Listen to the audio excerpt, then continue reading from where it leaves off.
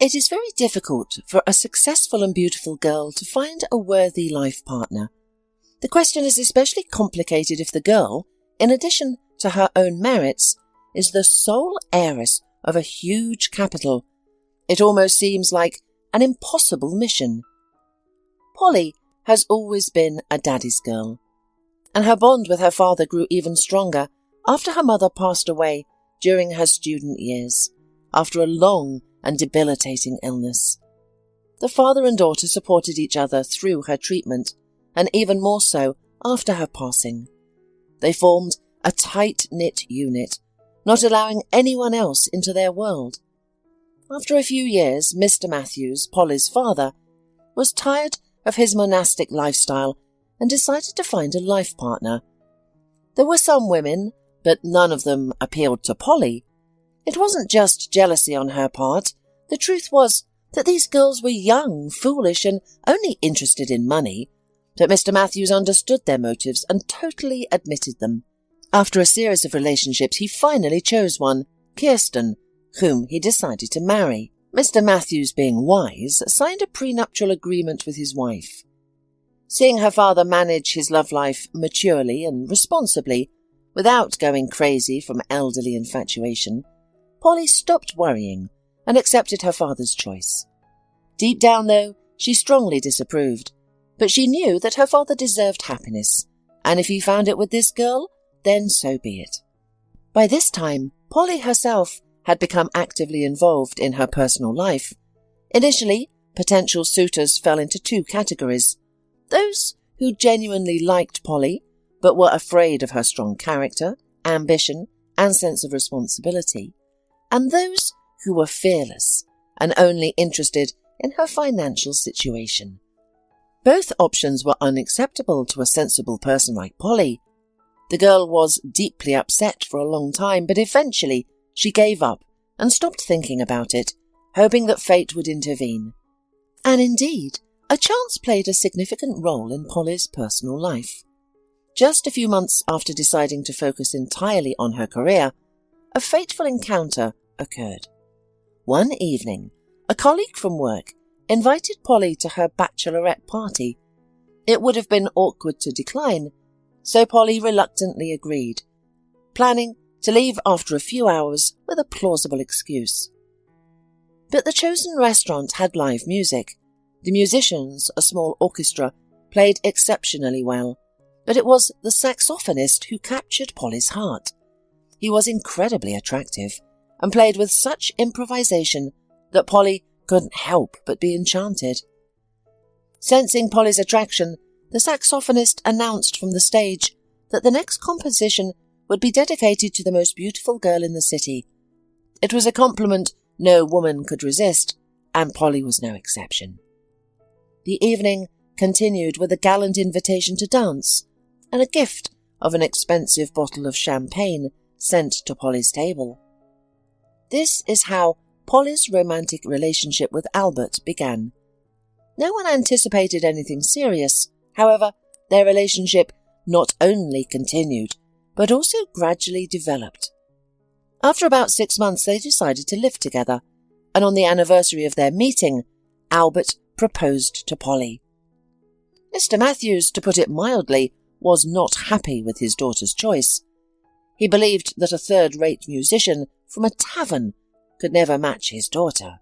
But Polly stood up for her choice, especially since her father himself was married to a woman from the provinces. "Fine," Mr. Matthews conceded, "but this marriage will be subject to the same terms as mine. In the event of divorce, or God forbid your death, your husband will only receive a small portion of your inheritance."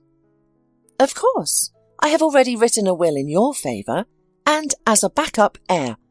The city's charitable organisations have been included. And of course, we will have a prenuptial agreement. I'm not naive, Dad," Polly replied. She was aware of all the risks and dangers, and despite her love, she never turned off her critical thinking. "Does your fiancé know about your intentions? I doubt he will be pleased about this news," sarcastically retorted her father, and he was right. Albert was unpleasantly surprised by this turn of events. "Why? We love each other." Albert seemed genuinely perplexed. "Exactly. If you love me, you should want to protect me," insisted the bride. "From whom? From myself?" he questioned, his eyes filled with surprise. "From any unfortunate event that may occur. Life is long. Father sees it as a necessity, and I agree with him. I have had a will for a long time, just in case, and I strongly insist on a prenuptial agreement. And by the way, it is my father's terms. I cannot go against his word, no matter how much I want to." Polly played her strongest card, leaving Albert with no counter-argument. He had no choice but to agree, both to signing the document and to the proposed text. Naturally, Mr. Matthews took care of everything, ensuring that every detail was meticulously reviewed by a competent lawyer. Although Albert made concessions to Polly and his future father-in-law, Mr. Matthews remained dissatisfied by his daughter's choice. "Polly is capable and can earn a lot with her intellect, but can a saxophonist provide for his family? Music is undoubtedly a wonderful occupation, but Albert is clearly not a virtuoso. What about supporting his family? And what about the children? I wish he would earn enough for his own needs, at least." Yes, Mr. Matthews had a different upbringing and attitude towards family responsibility. Of course, his choice wasn't ideal either, but he considered that, in his case, it was different. It's one thing for a mature man to choose a life partner for enjoyment when he has already achieved everything, when he has lived his life. It is quite another when a young woman chooses such an unreliable partner. But regardless of Mr. Matthews's worries, the young couple had a lavish wedding and began their family life, despite the disapproving comments from outsiders. Not only friends and Polly's father, but also friends and relatives of Albert, criticized their obvious mismatch. How could a creative musician and a pragmatic and down-to-earth financier have anything in common? It would only become clear in 10 years that Albert was not as creative as he seemed, and Polly was not as pragmatic as she was perceived. Nevertheless, the newlyweds lived calmly. One could even say happily, despite everyone's negativity. They found common topics for conversation, shared hobbies, and had an interesting circle of acquaintances. They worked hard and rarely spent time together, but these meetings were exciting and pleasant, keeping the passion and desire to be together alive. At first, Polly wasn't focused on having children. She was building her career, learning from her father's experience, and preparing for succession. Her husband seemed to understand and didn't insist on having a baby right away. However, after 5 years of marriage, the topic of having children came up more often. Polly realized that it was time to seriously consider it, and not miss her chance to become a mother. But just as the couple began actively planning, Mr. Matthews fell ill. His illness was severe, long and painful for him and everyone around him. Understandably, in such a state, Polly was not emotionally or physically ready to plan a pregnancy. When her father passed away, it felt like the light of her life had been extinguished. Despite his prolonged illness, she was not prepared for the loss of her closest and dearest person. At the funeral, people tried to console her, saying, "Thank God he's at peace now. Think of it that way, Polly." Polly forced a smile and accepted their condolences, although, in her heart, she wanted to lash out at such sympathizers. This period in her life was extremely difficult. She wanted to shut herself away and not come out under any circumstances, spending her days in bed under a blanket, crying and feeling sorry for herself. After a few days in this state, following her father's funeral, Polly realized that it wasn't a solution for her personally. Such behavior only worsened her depression and intensified negative thoughts. She needed to take action to live and function normally. As a result, she made the decision to return to work on the 9th day after her father's death. Work somehow distracted her, gradually pulling her out of her depression. Responsibilities, tasks and problems constantly arose and needed to be solved. She had to lead people and make important decisions. Polly constantly reminded herself that her father wouldn't want to see her crying and having tantrums about him. He would want to see a worthy successor to his endeavours. The period of life was hardly better than the years when her father was seriously ill. Back then she could see him, be with him, seek his advice and simply talk to him. Now it felt as if she was completely alone, surrounded by the rest of the world. Albert was there for her, but Polly's father's illness had strained their relationship and created a significant rift between them. They were physically side by side, but emotionally separate. That's why it came as a complete surprise to Polly when Albert started such a conversation at a rare dinner together. "Polly, we have a wedding anniversary coming up, 10 years, so maybe we should celebrate it properly," Albert asked, his voice filled with tension and doubt. "I understand that it has only been 8 months since the death of your father, and we are still in mourning, but I believe he would want to see you happy, smiling. We've experienced so much trouble and grief in the past few years. We deserve a celebration. Some positive emotions. What do you think?" At first, Polly was extremely sceptical of the idea, especially since Albert offered renting a restaurant and inviting family and friends for a full-fledged anniversary celebration. Polly didn't feel like it was a significant event, especially considering the strained relationship she had had with her spouse in recent years. "Think about the positive memories, the happy moments," Albert persisted. "Maybe it will help us become closer again, to remember why we got married and how happy and in love we were." "Why do we need a crowd of people for this?" Polly questioned incredulously. "Well, they are our loved ones, good people. They will come, be happy for us, give us gifts, and say nice words. It will definitely improve your mood, at least for that day. Look at yourself. You always seem so gloomy." Seeing Polly's nervous grin in response, Albert quickly added, "I didn't mean that you have no reason to feel that way. God forbid. I'm not blaming you. I just want to cheer you up. Maybe we can still make things work. I want it so badly," he said, taking his wife's hand in his palm. "Okay." Polly gave up after thinking over the idea. "But who will organise all of this? It sounds like a grand celebration, which is nice, but it will take a lot of time and effort to plan. I don't have the ability or resources for that. I'm sorry." "I understand, and I don't expect you to do it all by yourself. I have my own resources and specially trained people to help me. We'll hire a firm to take care of all the organisation," Albert suggested. "So I'll just need to show up at the appointed time and place?" Polly clarified. "Exactly. Preferably with a good mood, but I won't insist." Albert smiled in response. Polly agreed. After all, if nothing was required of her, maybe Albert was right, and it could be good for their relationship. What if everything could still be fixed and saved? After all, marriage requires compromise and giving in to your partner. Albert was so involved in the planning process, constantly sending photos and videos and writing to his wife, that she eventually became willingly ignited by the upcoming event.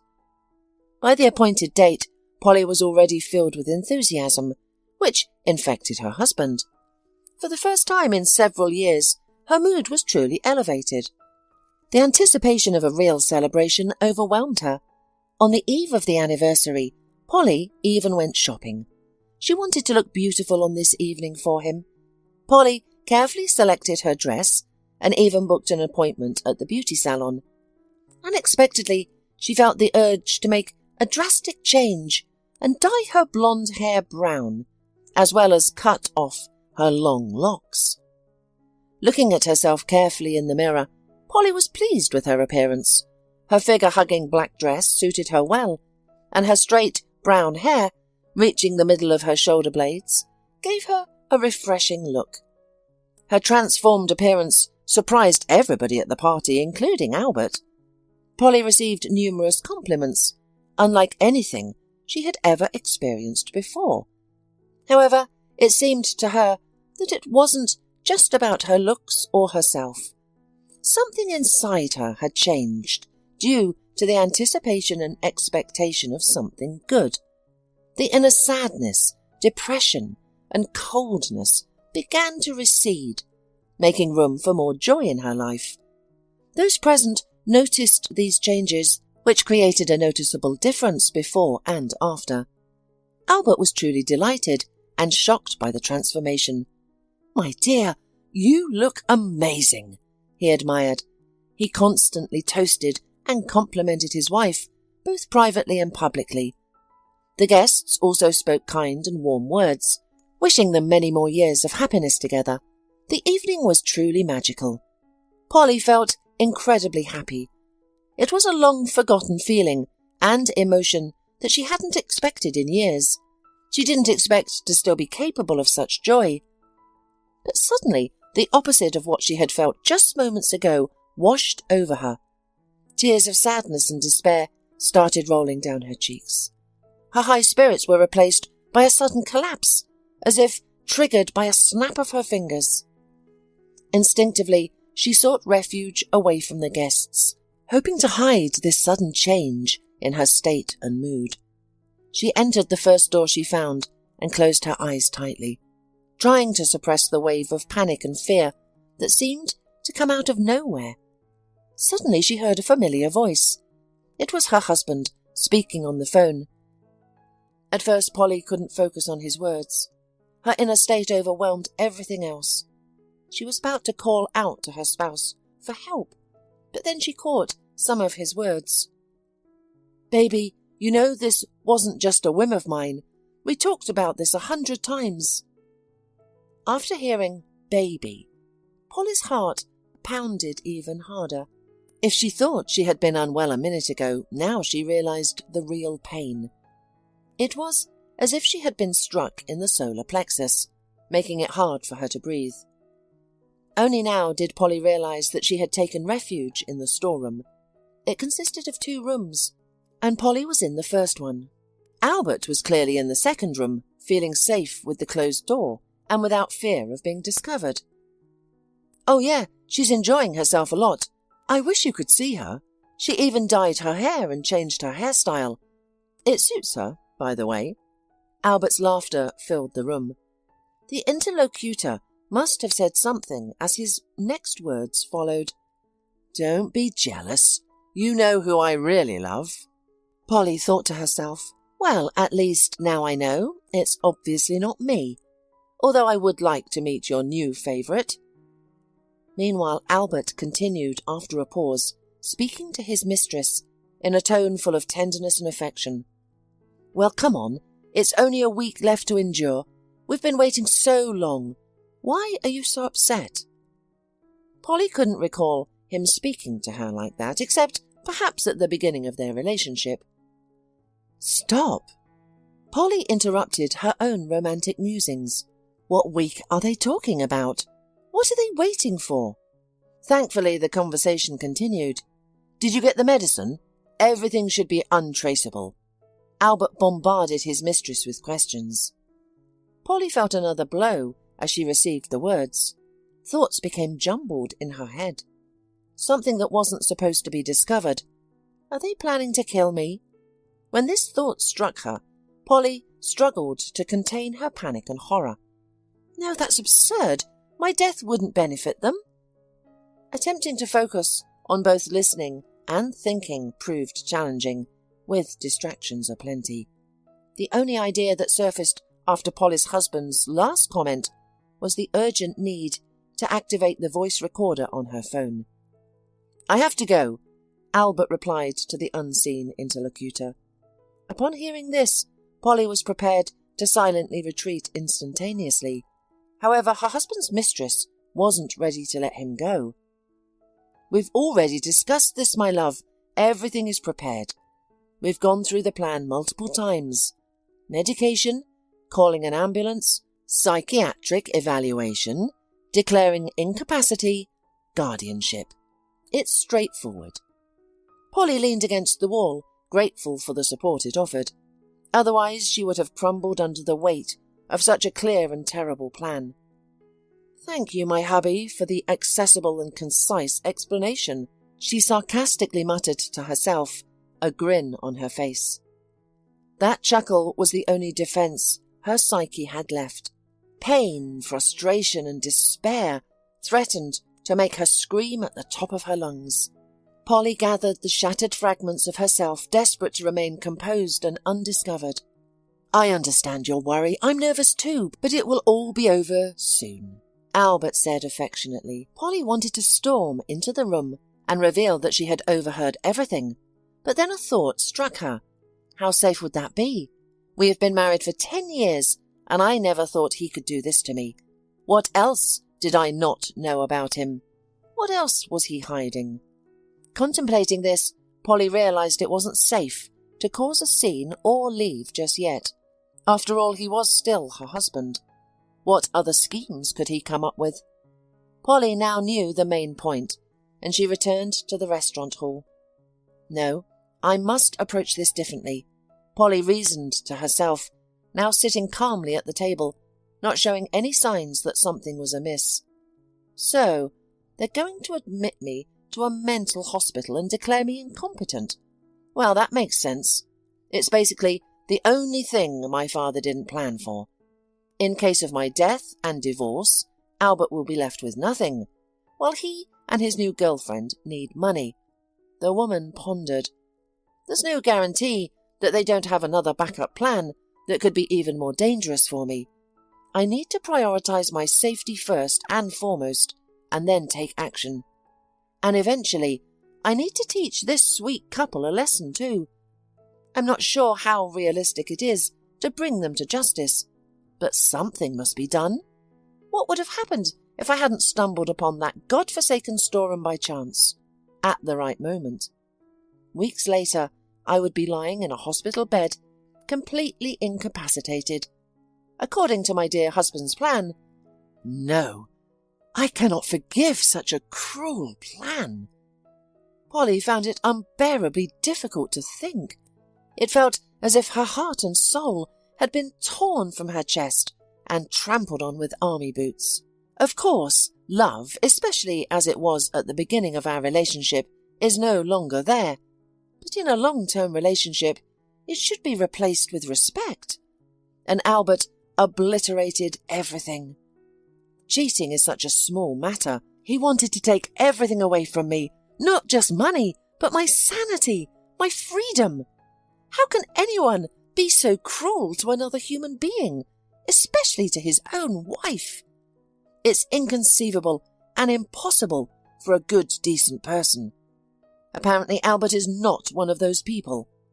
It's a pity that this realization came to me so late. All right, Polly, pull yourself together. We need a clear plan, Polly said to herself. So, step by step, first we need to protect ourselves from any harm from this couple. Second, we must teach the dear husband and his mistress a lesson, or better yet, punish them. It was only at this moment that Polly finally realized she couldn't handle this alone. She needed someone who could help, someone she could trust. This is a matter of life and death, so think more carefully, please, the woman reminded herself. This inner monologue was draining, preventing her from focusing, easily distracted by everything around her. Meanwhile, Albert was dancing with someone in the middle of the hall, as if nothing had happened. It's as if 15 to 20 minutes ago he hadn't discussed a detailed plan to eliminate his own wife. If I hadn't heard it myself, I would never have believed it. Polly concluded, so these emotions are unnecessary. I need to think and make decisions. The entire future of my life depends on it. There's no time to complain about fate. And yes, I can trust only Ed. Ed was her school friend. They had been friends throughout their school years, and even during their time in college. Then he moved to a neighbouring town in another city, and their lives took parallel paths.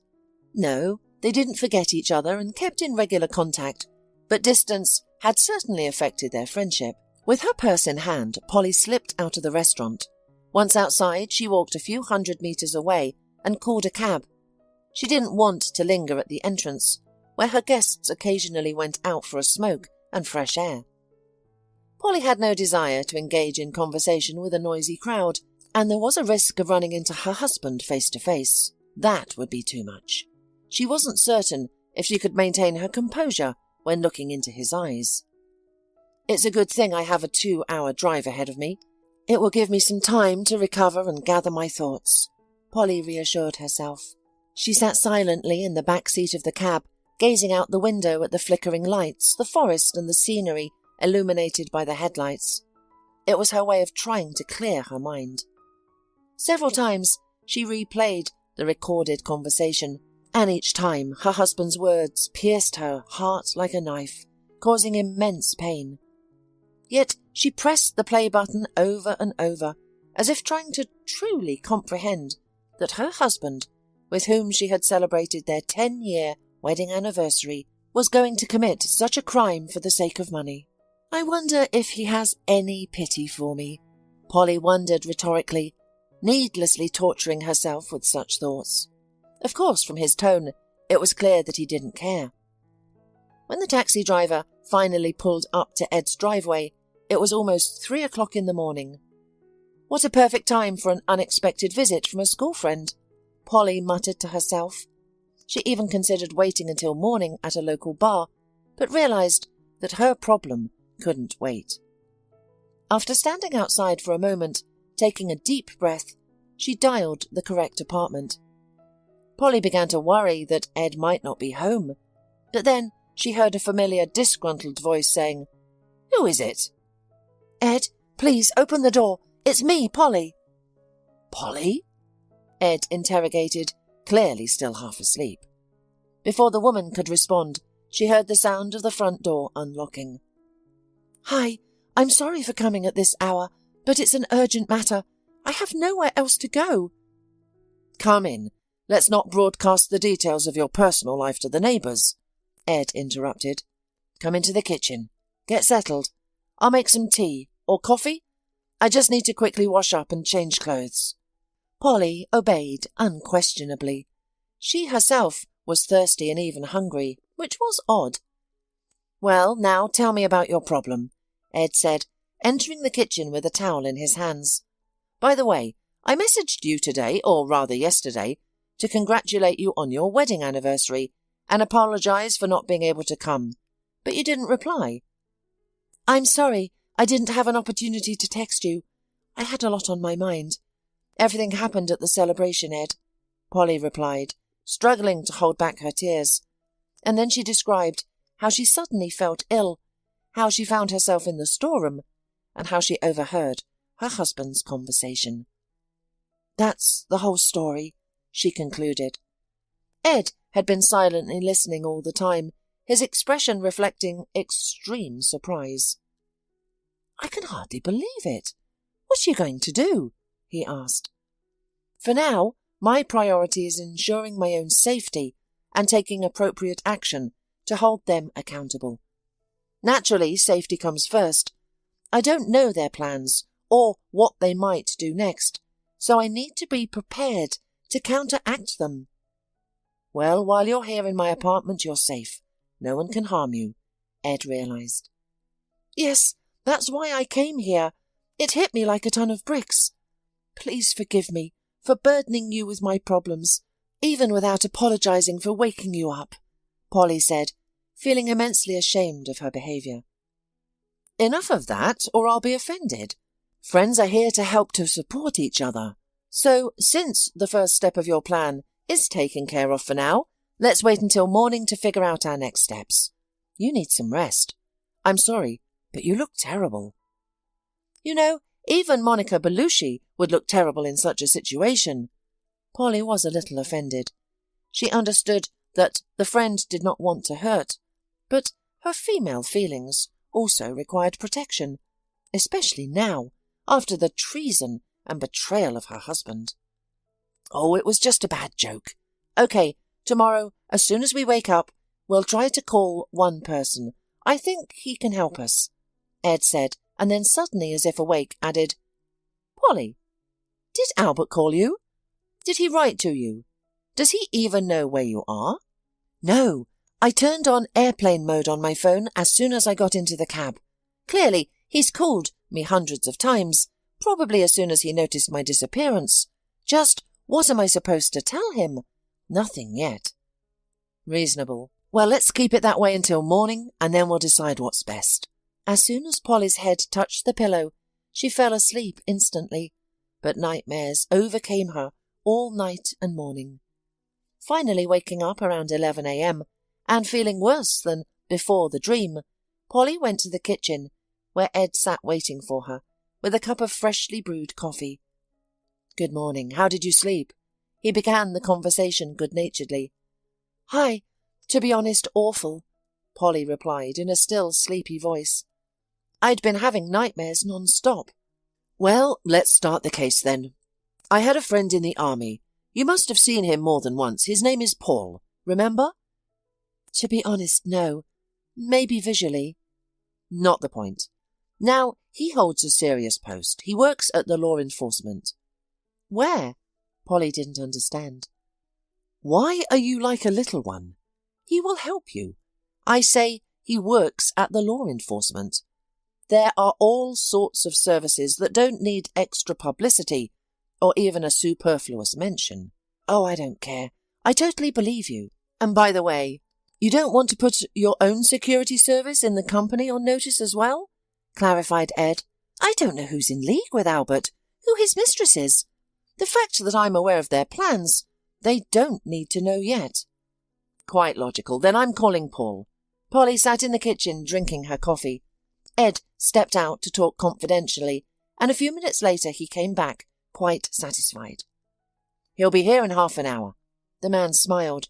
"He's fast." "Yeah, but I don't ask for his help often, and now I said it was an earnest matter."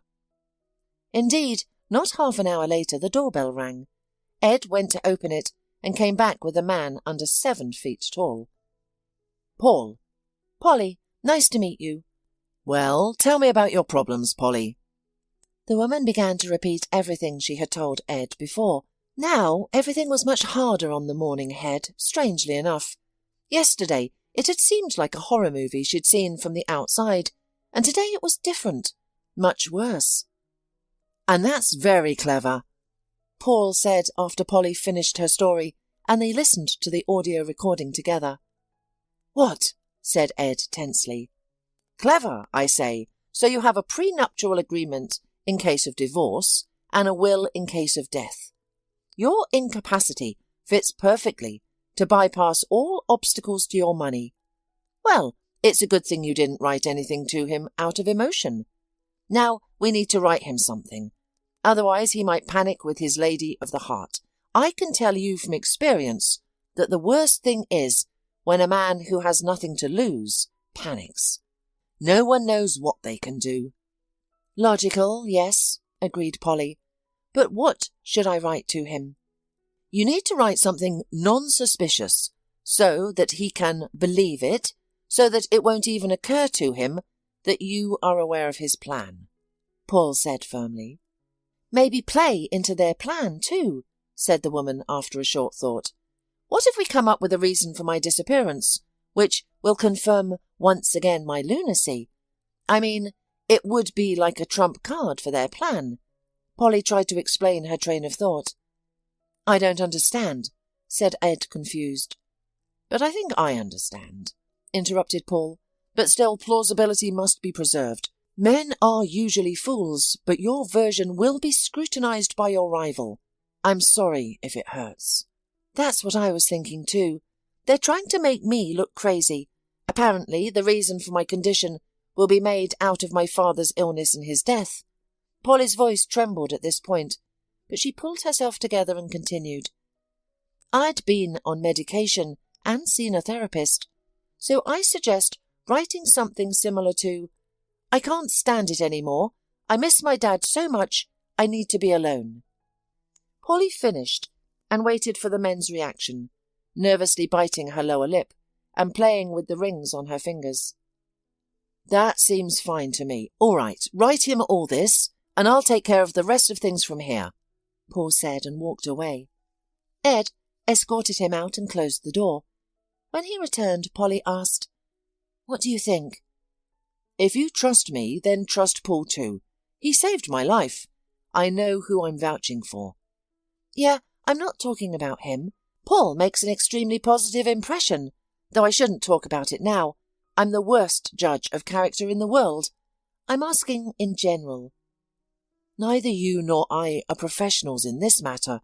We delegated the task to a man who understands this business. And he gave us guarantees. I trust him. That's all I know, Polly. I'm sorry. I'm just very nervous, Polly said, and then added, Listen, I saw your bachelor's refrigerator. It's not good to eat like that. How about you go to the store with a list, and I'll cook for you on a large scale. Ed agreed with pleasure because he realized perfectly well that Polly needed to occupy her hands to turn off her head. The next few hours Polly spent quite actively. She cooked soup, made meatballs and put them away in the freezer. She also fried pork and even made pancakes. Ed went into another room so as not to disturb her, and when her friend finally called him to the table, he was simply amazed. Wow! Do you often cook so much? No, of course I don't have time. I don't eat much at home, Polly said sadly. Ed reproached himself for asking such a question. He started to eat and praise, trying to please the woman and change her mood. But all his attempts were in vain. Polly only sank deeper into her thoughts. I'm going to bed, okay? I'm a bit tired. Will you wash the dishes after yourself? Of course. Thanks, Polly. It's delicious.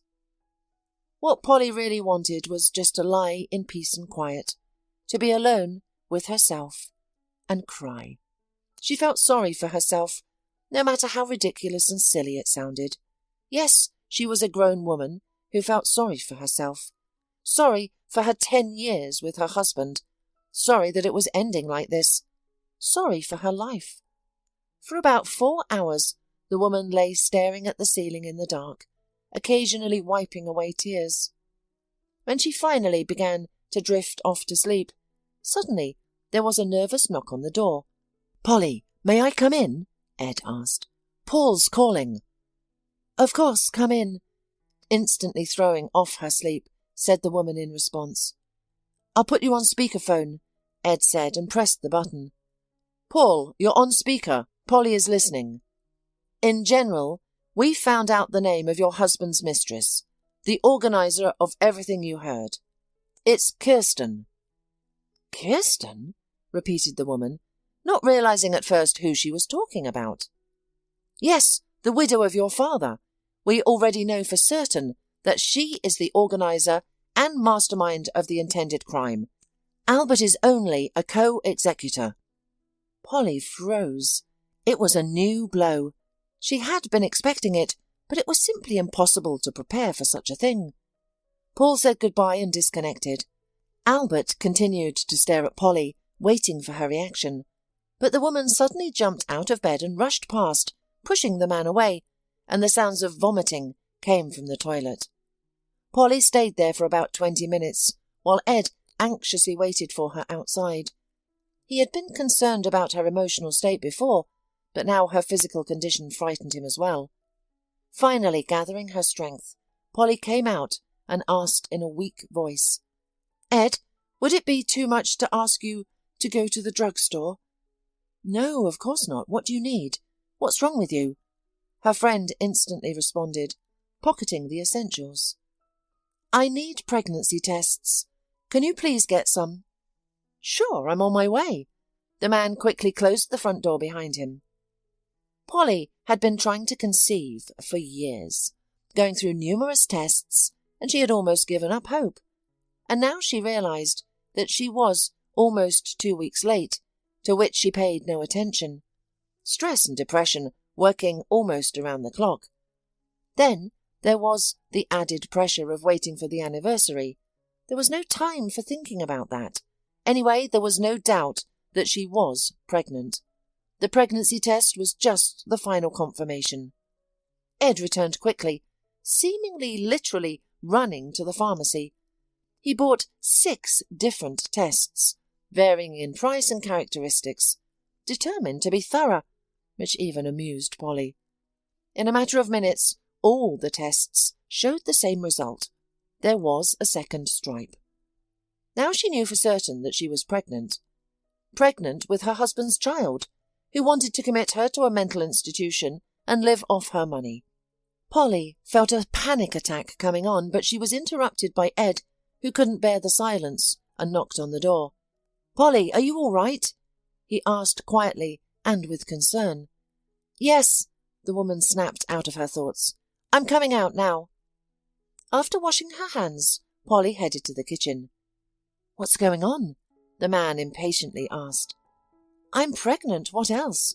Polly replied. "Really?" Ed stammered.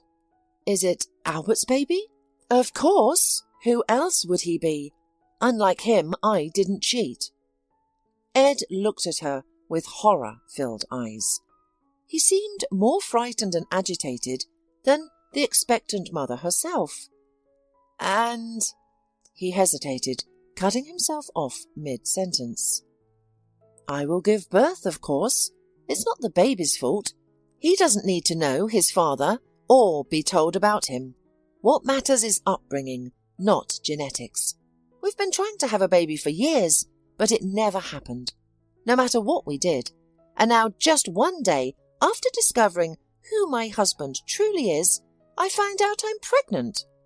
Destiny must have a very strange sense of humour indeed." "I don't know how you're holding up, to be honest. That's a lot of news for one day," the man said sympathetically, and stroked Polly's shoulder. "Is there anything I can do for you?" "You already do too much for me. I don't have enough to thank you for all of your help." "Polly, stop it, please. Wouldn't you help me if I were in this situation?" "You wouldn't be in such a situation." The woman smiled sadly in response. "You're not that stupid and gullible. I don't like your despondency and apathy. Polly, you've known him for so many years. 10 years only in a legal marriage. It is quite logical that you did not expect a trick from him.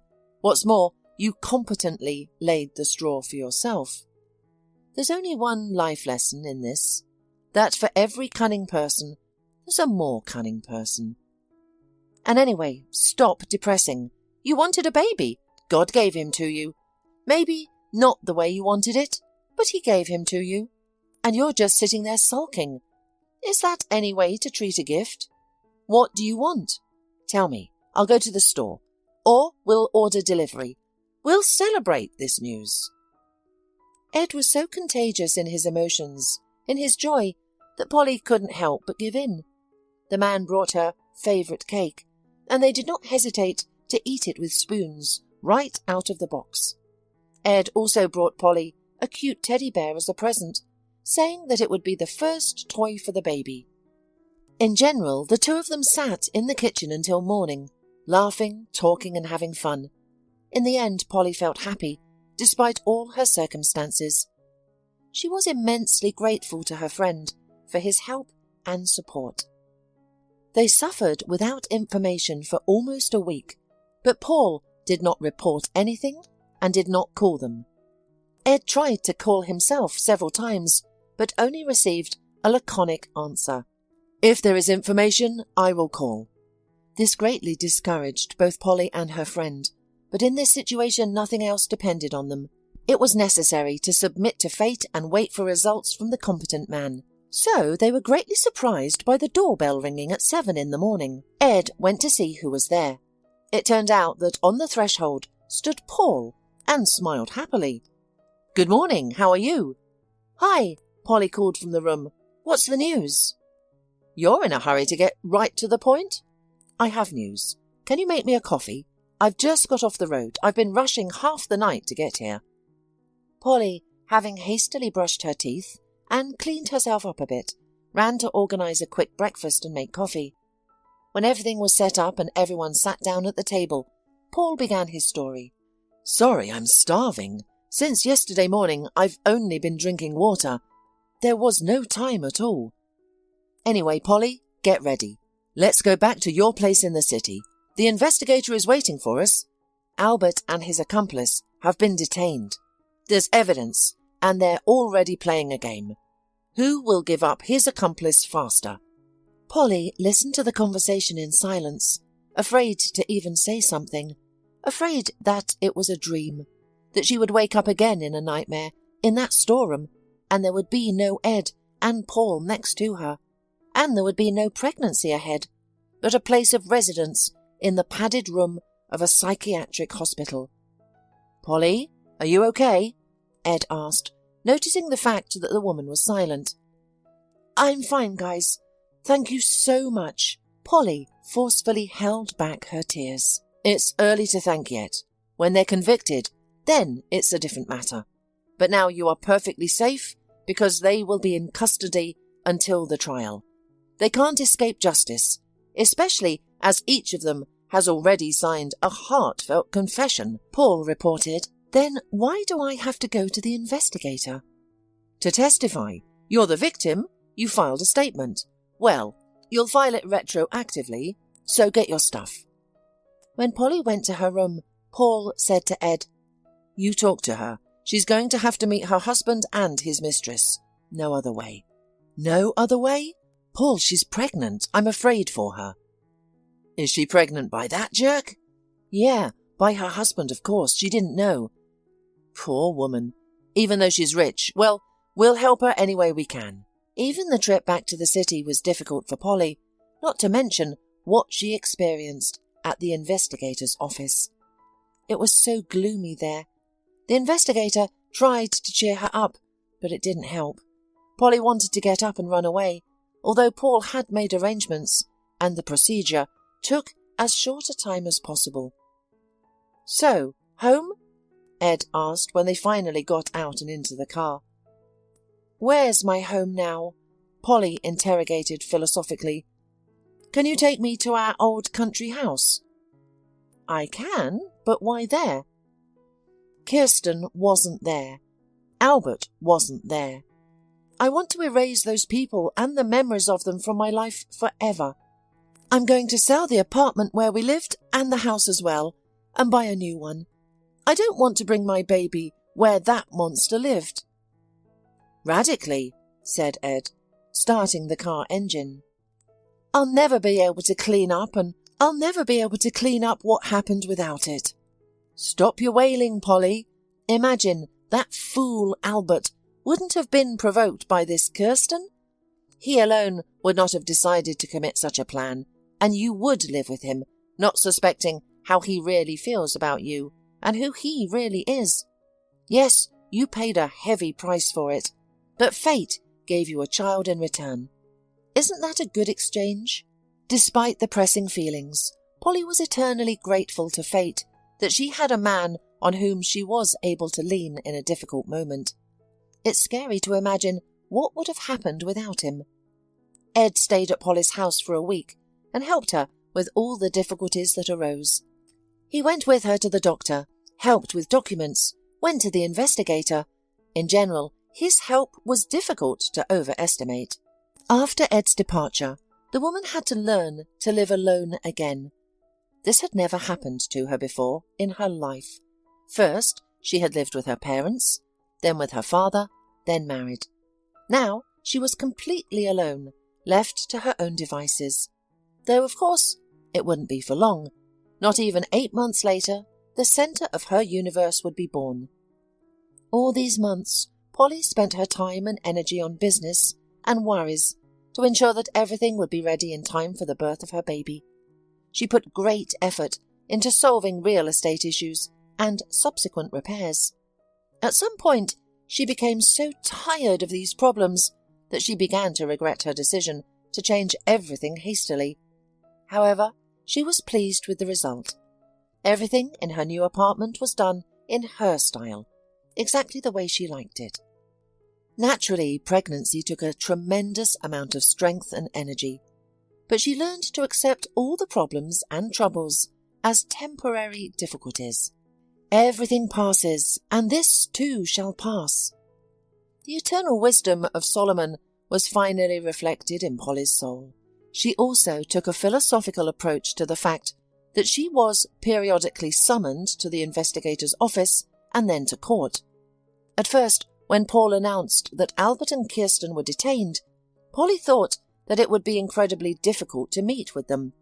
However, she had to attend several court sessions, where she saw those who wished her harm and wanted to ruin her life, and she had learned to take it all easy. Fortunately, by the time she gave birth, all matters were completely settled. She had bought and arranged the new apartment, prepared all the baby things, set up and adjusted her business, finalized the divorce, and even the trial was completed. Polly gave birth to a wonderful and healthy boy. Although the labour had some complications, everything ended safely, and that was the main thing. Both mum and baby were no longer in danger and felt good. Polly named the boy Ed in honour of her best friend. Ed met Polly and the baby at the discharge from the separate house. Along with him, Paul also arrived with a huge bouquet of yellow chrysanthemums, Polly's favourite. "Take a look at Paul. He's a good man," Ed winked at her. And it seemed that even without his recommendation, Polly had already been paying close attention to him for quite some time, and he turned out to be a really good man. At first, Paul helped because of his friendship with Ed. Then he helped her through his work, and then through his personal friendship with Polly, visiting her more and more often, and assisting with various small things. It never even occurred to the woman, for the first few months, that this tall man was simply expressing his sympathy in this way, trying to woo her. And so it all started between them. Polly could not have imagined that after such a painful divorce, all the drama, and becoming a mother, she would dive headfirst into a new romance. But her heart told her that Paul was worth it, that he wouldn't let her down or betray her. We can only hope that with Paul, Polly will find her happiness as a woman, build a strong and real family, and finally be happy. Hola, suscríbete a Historias Vitales para no perderte nuevas historias. Mi esposa había estado trabajando en su proyecto especial durante 4 meses ahora. No era su proyecto personal, pero ella era la persona principal y responsable de su éxito. El proyecto estaba diseñado para salvar a su empresa, Bixler Enterprises. Los últimos 4 meses habían sido difíciles porque se vio obligada a trabajar duro. Era importante tanto para ella como para la empresa. Había una buena posibilidad de que Bixler Enterprises quebrara si el proyecto no se completaba. Sara tenía una licenciatura de Albrecht y un MBA de Wharton. Era la más inteligente de la familia. Yo empecé a trabajar como mecánico de autos justo después de la secundaria y después de 21 años seguía siendo mecánico de autos. No me importaba porque me gustaba el trabajo y pagaba bien. Era suficiente para pagar la universidad de Sara y criar a 2 hijos. No vivíamos lujosamente, pero estábamos bien. Los niños ya se habían mudado, y las cosas iban bastante bien con nuestros ingresos. Sara quedó embarazada 3 meses después de casarnos a la edad de 18 años. Durante los primeros años de nuestro matrimonio, vivimos con mis padres. Ellos tenían una gran casa vacía ya que 4 de mis hermanos se habían mudado. Eso significaba que teníamos una niñera mientras Sara completaba sus primeros años de universidad. Debido a 2 embarazos, la carrera de 4 años le llevó 6 años completarla. Fue difícil, pero lo logró. Siempre tuve trabajo y nunca me faltó trabajo extra si lo necesitaba. Después de que Sara se graduó de Wharton, alquilamos nuestro propio lugar. Tuvo ofertas de trabajo de varias empresas grandes, pero todas requerían que nos mudáramos. A mí no me importaba, pero Sara quería quedarse cerca de casa. Por eso decidió trabajar en Bixler Enterprises. Pagaba bien, pero lo más importante, le daba responsabilidad y la oportunidad de avanzar. Sara era una empleada trabajadora y dedicada. La presentación es el jueves en el Hotel Dicen en Filadelfia. Tomé unos días libres en el trabajo para ayudarla según fuera necesario. Al final, todo lo que logré fue hacerle algo de comer cuando llegaba a casa. No sabía nada sobre su trabajo, ni tampoco quería saber, los negocios corporativos de alto nivel me aburrían. Empresarios de Europa, Asia y América del Sur venían aquí, la empresa pagaba sus boletos de avión y proporcionaba habitaciones en el Hotel Thyssen mientras estaban aquí. Era caro como el infierno, y por algunas cosas que Sara había dicho, la empresa estaba sobreestimando sus finanzas. Su presentación era importante para ella, para la empresa y para más de 200 empleados. Hasta el martes por la noche, todo iba bien. Sara llegó a casa con un traje nuevo, un traje gris con una blusa blanca. Desplegó todo lo que necesitaba en la cama de la habitación de invitados. Cuando se trataba de la limpieza de la casa, ella era normal, pero cuando se trataba del trabajo, era meticulosa. No entendía por qué necesitaba sacar su ropa interior de lujo, pero no dije nada. Además de su traje para la presentación, tenía varios vestidos de cóctel lindos para eventos sociales antes y después del evento. Siempre había evitado tales eventos, pero me sentía obligado a ir con ella si ella quería que lo hiciera. Me agradeció la oferta, pero dijo que no era necesario. Todos los materiales y equipos que necesitaba estaban guardados ordenadamente en el maletero de su Volvo. Antes de salir del trabajo, ella misma conducía el coche para asegurarse de que todo estuviera en perfectas condiciones.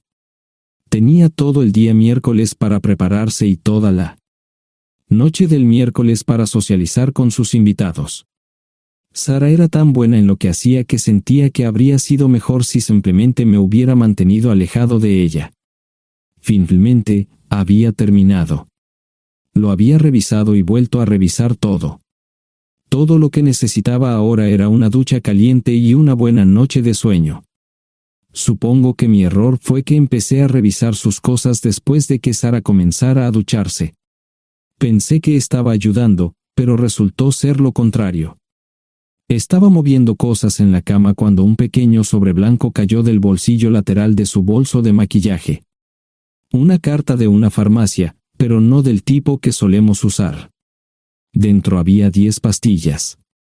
No tenía idea de qué era, Pren, y las instrucciones eran confusas. Si es necesario, tomar una pastilla y luego una segunda pastilla 12 horas después. Pensé que podría ser algo que ella había conseguido para la ansiedad o los nervios, pero las instrucciones no tenían sentido. La receta estaba escrita a su nombre el lunes. Volví a poner el sobre en su lugar mientras ella terminaba de ducharse. Decidí que quería saber más sobre Pren antes de contarle sobre ello. Por supuesto, si lo mencionaba, significaría que estaba revisando sus cosas. Odio los dilemas. Mientras Sara se preparaba para dormir, fui a nuestro ordenador doméstico y busqué. 10 minutos después, me uní a mi esposa bajo las sábanas. Pasé toda la noche despierto, preguntándome por qué mi esposa había recogido una receta para la píldora del día después, especialmente después de que me hicieran una vasectomía hace 10 años. A la mañana siguiente, me levanté temprano, pero no estaba descansado. Di un largo paseo, esperando que despejara mi mente. Me dirigí hacia casa con reticencia, temiendo lo que podría hacer o decir cuando llegara allí. Mi hijo Joe se unió a la Marina después de la escuela secundaria y estaba en su primer año en San Diego. Nuestra hija Gloria se casó con su amor de la infancia el año pasado y acababa de mudarse a Dallas. Eso dejaba solo a Sara y a mí. Echaba de menos a los niños, pero esperaba envejecer con mi esposa. Ella era la única mujer que me había interesado, y ahora todo estaba. Si Sara estaba teniendo una aventura, lo ocultaba bien. Por supuesto, nunca la vigilé.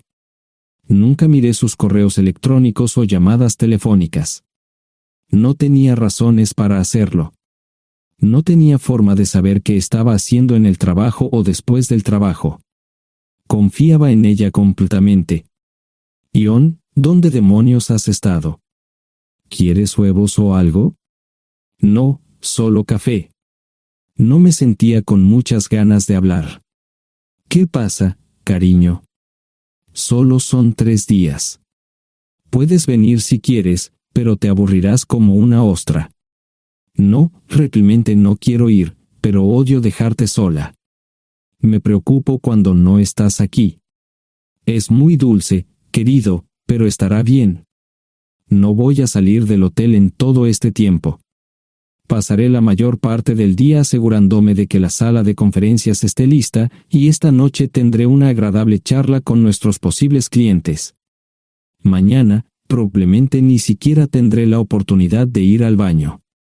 Llegaré a casa lo más temprano posible el viernes. Te prometo un gran fin de semana si sabes a lo que me refiero. Todo eso suena bien, pero no puedes culparme por preocuparme. Soy un mecánico de autos, y tengo una esposa hermosa y exitosa. A veces tengo la sensación de que estás menos interesada en mejorar nuestra situación familiar que en avanzar en tu carrera. Detente, maldita sea, Ion. Siempre he respetado lo que haces para ganarte la vida y nunca he insinuado lo contrario. Criaste a 2 grandes niños y me pusiste a través de la universidad. Eres un gran esposo, un gran padre y un buen proveedor, y nunca olvides eso. Terminé mi café mientras ella recogía la mesa. ¿Quieres que te llame?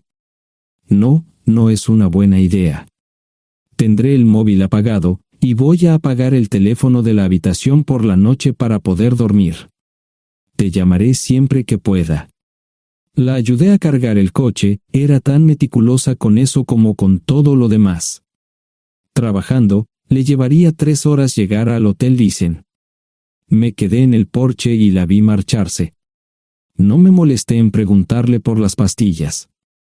Pasé el resto de la mañana en el porche.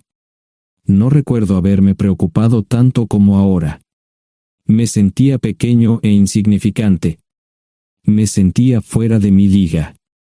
Era un tipo de pueblo con un trabajo mediocre y una esposa exitosa. Era una combinación equivocada. Debería haberlo notado antes. Me sentía estúpido. El mejor traje que tenía era una chaqueta azul y un par de pantalones. Al menos tenía algunas corbatas, aunque tenían 10 años de antigüedad. Acababa de terminar de vestirme cuando sonó el teléfono fijo. Oye, cariño, solo quería avisarte de que llegué bien. ¿Tuviste un buen viaje? Supongo que el tráfico no estaba demasiado denso. Estuvo bien. Te llamaré esta noche. Ahora tengo que irme. Estoy en la habitación 714, Sara. Puedo estar en casa de mis padres o en la de mis hermanos esta noche si quieres llamarme a mi móvil. De acuerdo. Suena el teléfono móvil. Te quiero, tengo que irme. Me tomé mi tiempo para llegar a Filadelfia. No fui directo al Lysen, primero me detuve y compré un filete con queso. Prometí hacer una larga noche. No estaba seguro de qué iba a hacer.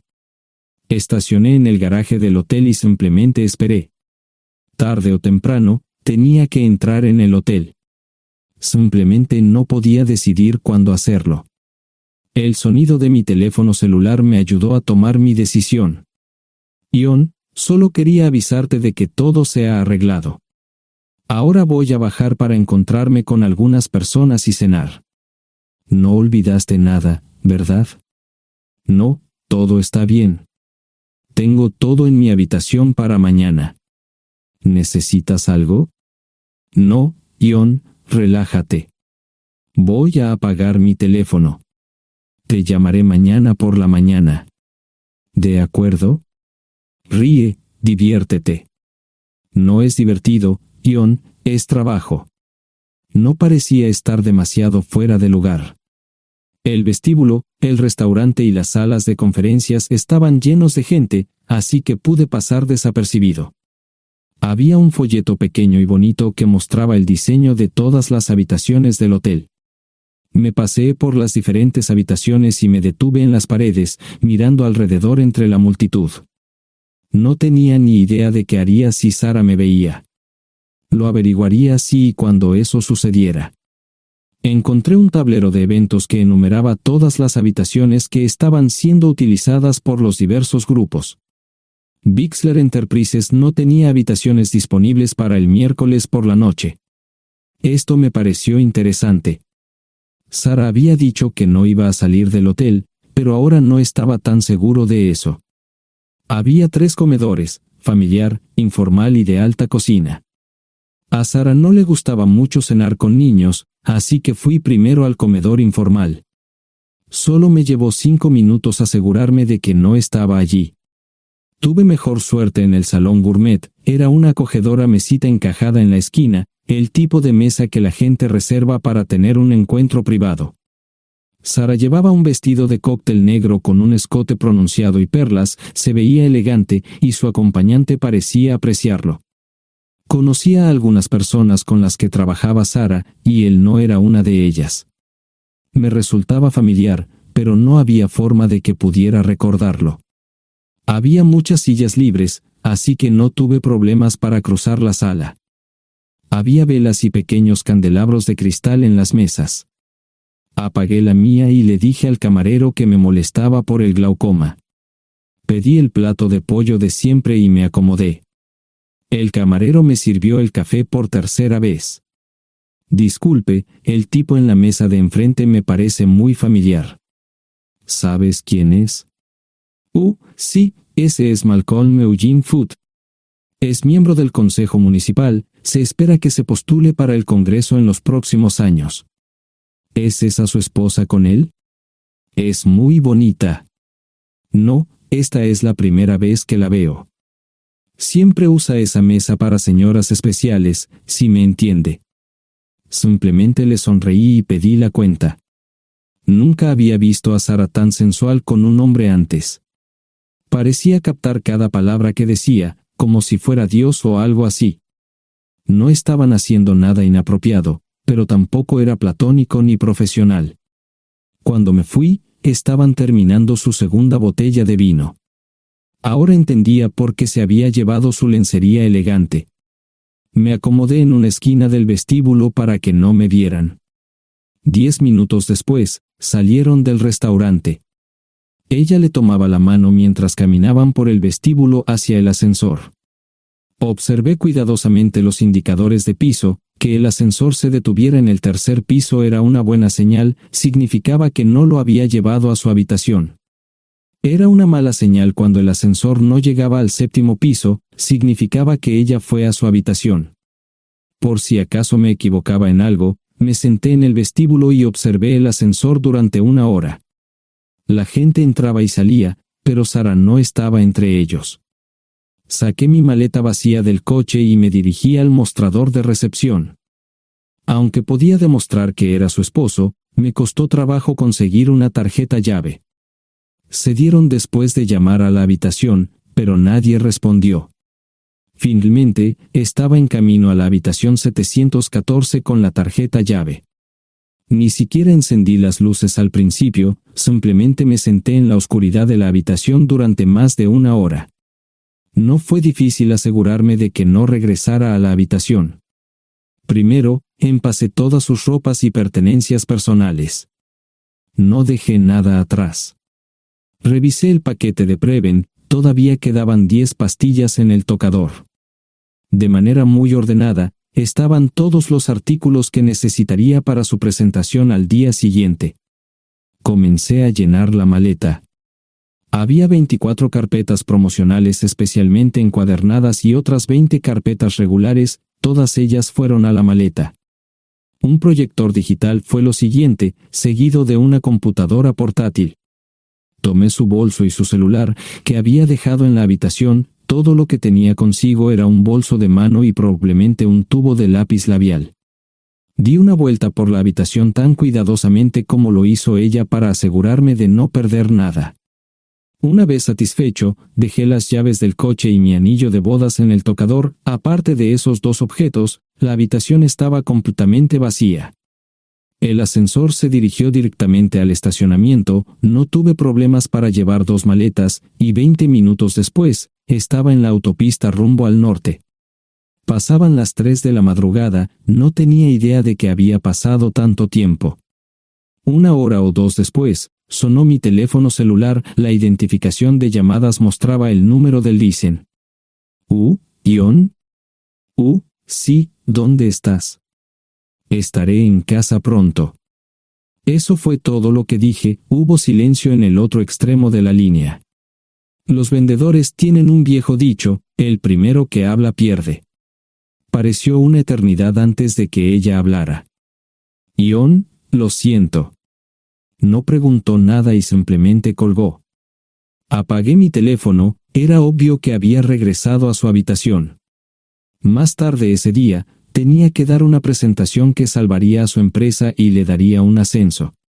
Metí las maletas en el desván del garaje. Sara nunca iba allí y nunca pensó en buscar algo allí. Por supuesto, en este punto, estoy bastante seguro de que no importaba. Primero, recogí todas mis ropas y pertenencias personales. La mayoría de los hombres tienen sus propias herramientas, generalmente es un requisito para el trabajo. Pasé por la tienda, cargué las mías en el Subaru y recogí mi último cheque de pago. Para entonces, los bancos ya estaban abiertos, no tuve que hacer ninguna manipulación financiera complicada. Simplemente retiré todo el dinero de mis cuentas. Almorcé en Hagerstown, Maryland.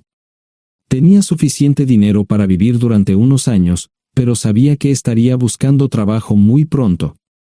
Sara y yo éramos parecidos en eso de que a ambos nos encantaba trabajar.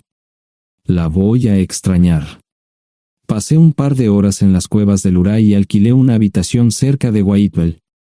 No tenía idea de qué iba a hacer. Era sábado, y me encontré sentado en el acuario de Chattanooga, observando la naturaleza que nunca había visto antes. Pasé unas horas simplemente relajándome y decidí que era un buen lugar para estar. Compré un pase anual para el acuario y, para la hora de la cena, tenía un lugar donde quedarme. Era un remolque móvil en el parque, pero estaba amueblado y era económico. No necesitaba mucho. La primera cosa que haría el lunes por la mañana sería conseguir un trabajo. Un buen hombre de mantenimiento siempre puede conseguir un trabajo, especialmente si está dispuesto a trabajar duro. Podría permanecer discreto hasta que fuera el momento de renovar mi licencia de conducir o las etiquetas del coche. Me preocuparé por eso cuando llegue el momento. El domingo por la tarde, llamé a Gloria. Me sentí obligado a informarle sobre lo que estaba sucediendo, pero Sara ya se lo había contado. Fue bastante franca con Gloria sobre lo que había pasado. Dijo que había engañado, que la sorprendí, que me fui y que ella perdió su trabajo. Me sentí mal porque ella perdió su trabajo, pero ese era el precio que tenía que pagar. Le pedí a Gloria que le dijera a Josh lo que estaba sucediendo la próxima vez que hablara con él. También le dije que la llamaría aproximadamente una vez al mes para verificar cómo iban las cosas. No le dije dónde estaba. Para el mediodía del día siguiente, tenía un trabajo. En realidad, estaba a poca distancia del parque de remolques, con el Waffle House a mitad de camino.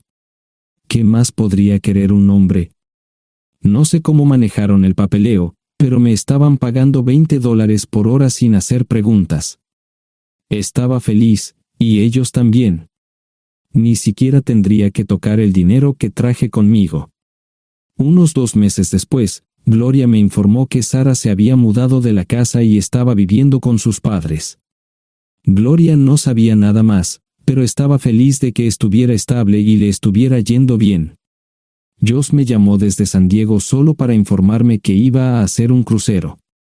Era técnico en aviónica en un portaaviones. Intentó explicar qué hacía exactamente, pero estaba más allá de mi comprensión.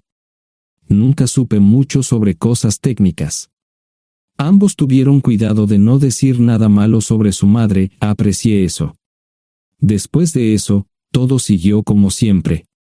Comencé a hablar con Gloria al menos semanalmente. Josh y yo comenzamos a enviar correos electrónicos regularmente. Gloria hablaba regularmente con Sara, pero decía muy poco sobre lo que estaba haciendo o dónde estaba. Nunca presenté la solicitud de divorcio, y parece que Sara tampoco lo hizo. Tengo una licencia de conducir de Tennessee y las etiquetas en el Subaru. Comencé a frecuentar un bar local un par de veces al mes y tuve encuentros casuales. 2 mujeres se alternaban como mis compañeras nocturnas regulares. No buscaban compromisos, y yo tampoco. Parecía funcionar bien para todos nosotros. La vida era buena. Eso fue hace mucho tiempo, y gradualmente olvidé a Sara. Con el tiempo, el Subaru comenzó a darme problemas. Había olvidado cuánto tiempo había pasado.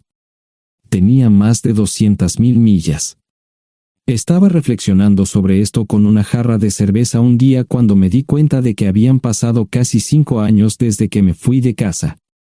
Mantuve un contacto cercano con ambos hijos. Gloria ya tenía 2 hijos propios en este momento y quería que los visitara. Josh casi se casó con una mujer tailandesa, pero en el último momento se negó. Por lo general, trabajaba 6 días a la semana y usaba el domingo para recuperarme del sábado por la noche. No había ninguna buena razón para que alguien llamara a la puerta de mi remolque a las 6 de la mañana de un viernes. Su grosería fue recompensada por un hombre medio desnudo abriendo la puerta. Los calzoncillos del día son repugnantes, y la dama en la puerta, juzgando por la expresión en su rostro, estuvo de acuerdo conmigo. Ella apartó la mirada, pero su compañero no parecía impresionado. Norm habría usado pantalones, pero en un momento como este, los invitados me molestaron. Estamos buscando a John Terrell. No los conozco. Me llamo David Simmons, y esta es mi esposa Mara. Tenemos un problema y esperamos que nos puedas ayudar. Lo siento mucho, no trabajo a altas horas de la noche. Si necesitan algo relacionado con su auto, tendrán que ir a la tienda. Esto provocó varias miradas en blanco y finalmente una respuesta. No tiene nada que ver con tu trabajo, es más un problema personal. ¿Podemos entrar? El interior del remolque lucía desordenado, rara vez tenía invitados, así que rara vez lo limpiaba. Incluso mis novias insistían en que fuéramos a su lugar. Hagan como en su casa, déjenme ponerme los pantalones enseguida. Al entrar en el dormitorio, dejé la puerta abierta solo para mostrarles lo hospitalario que soy. También me puse una camisa. ¿Les gustaría tomar café? Solo tomará unos 10 minutos. Aparté algunas cosas del sofá para que pudieran sentarse. No hubo respuesta a la pregunta del café. Tenemos una hija adoptiva de 4 años y otra de 2 que necesita un trasplante de médula ósea, y esperamos que nos puedas ayudar. Estamos dispuestos a pagarte si es necesario. ¿Con mi médula ósea? No, queremos usarla y estamos dispuestos a compensarte por cualquier inconveniente. Creo que quieren comprarla. Estaba actuando como un listillo, y de repente me di cuenta de ello. Estas personas eran serias, tenían un problema real y estaban buscando ayuda. Lo siento mucho, no quise interrumpir. Por favor, continúen. Nuestra mejor oportunidad de encontrar un donante es un familiar cercano. Eres nuestra mejor esperanza. Mira esto. No quiero ser un grosero, pero creo que se equivocaron de persona. ¿Cuándo nació su hija? Cumplirá 5 años en julio. Marche Simmons habló por primera vez, y sonó sincera. Odio ser el portador de malas noticias, pero me hice una vasectomía hace 15 años. No hay forma de que pueda ser su padre. ¿Por qué tu nombre estaba en el certificado de nacimiento? No puedo responder eso, tal vez deberían preguntarle a su madre. Esa afirmación fue recibida con silencio. Sentí pena por estas personas, pero no sabía cómo ayudarles. ¿Cuál es el nombre de la madre? Sarah Lise Terrell. No encontraba las palabras. Tal vez no debería haber tomado esas malditas pastillas de ella, por supuesto, entonces esas personas no tendrían una hija en absoluto. Todo lo que pensaba que había superado el dolor, y aquí está de nuevo, viejos recuerdos de mi esposa teniendo relaciones sexuales con ese maldito político de Filadelfia. Estaba empezando a olvidarlo todo, y ahora estaba de vuelta. Maldita sea. Ahora entiendo y pido disculpas por mi grosería e insensibilidad. Haré todo lo que esté en mi poder para ayudarles. En primer lugar, porque no puede Sara hacerse un trasplante de médula ósea. Médicamente, no puede. ¿Por qué no? Es madre, tiene que ser una donante adecuada. Ella es una donante adecuada, pero está demasiado enferma. Los médicos se negaron siquiera a considerar utilizarla. ¿Enferma de qué? Está muriendo de insuficiencia hepática. Le quedan menos de 6 meses de vida. Esto no tiene sentido. Siempre ha estado perfectamente sana. Además, no creo que un hígado enfermo le impida donar médula ósea. El hospital no aceptará su firma en el formulario de consentimiento. ¿Estás diciendo que hay algo mal en su cabeza? Ambos me miraron en silencio, sabían la respuesta, pero no querían decirlo. En ese momento, no quería que se sintieran aún más incómodos. Hace 10 minutos, no me importaban, pero ahora sentía que tenía que protegerlos y ayudarlos. ¿Cómo sucedió esto? ¿Podría alguno de mis hijos ayudar? Quizás, pero pensamos que eras nuestra mejor esperanza. ¿Por qué no van tras su padre, su verdadero padre? Pensamos que eras tú. No tenemos ni idea de quién más podría ser. Sara no nos dijo nada sobre otro posible padre. De hecho, ella no estaba en condiciones de explicar nada, agregó Mara. Obtuvimos la mayoría de nuestra información de la agencia de adopción. Tuve que preparar café y hacer pis, permítanme un momento. Dejé a mis invitados sentados mientras preparaba el café. Solo tomó unos minutos. Mientras se preparaba, fui al baño, algo que necesitaba hacer urgentemente. Traté de ser discreto, ya había avergonzado lo suficiente a Mara. ¿Dónde viven? En Westchester, Pensilvania. Les haré una oferta. Si les digo quién es el verdadero padre de su hija, deben prometerme que lo perseguirán sin descanso hasta obtener lo que desean. ¿De qué estás hablando? El padre de su hija es un político prominente en Pensilvania. Por supuesto, negará todo y probablemente les proporcionará documentos legales para detener sus esfuerzos. Si acuerdan presionar lo suficiente para que él admita que la niña es suya, podrán avergonzarlo y obligarlo a hacerse un trasplante de médula ósea. Eso es lo que quieren, ¿verdad? Sí, claro, pero ¿cómo hacemos eso? No lo sé. Soy mecánico. Trabajo con metal para ganarme la vida. Creo que la mejor manera sería utilizar la televisión, la radio y los periódicos. Los políticos harán cualquier cosa para evitar una mala publicidad. ¿Tienen amigos que puedan ayudar?